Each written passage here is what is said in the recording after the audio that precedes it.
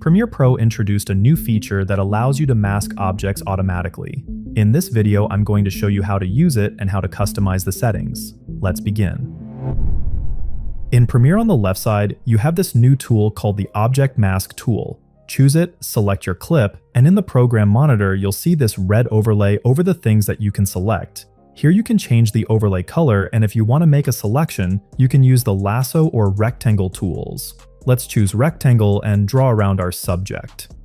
You have the options here where you can add to or subtract from the selection. Now in the Effect Controls panel, you'll see this Unassigned Mask section where you can find your object mask.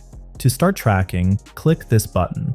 Processing is pretty fast, and once it's done, nothing happens yet, because to apply it, you need to drag the unassigned mask to one of your properties.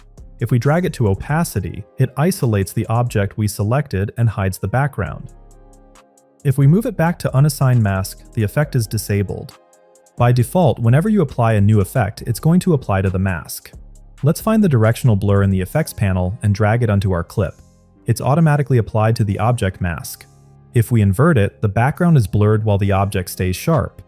Again, if we move it back to unassigned mask, the effect applies to the entire video. Let's apply the mask to opacity so we can zoom in and check the quality of the results.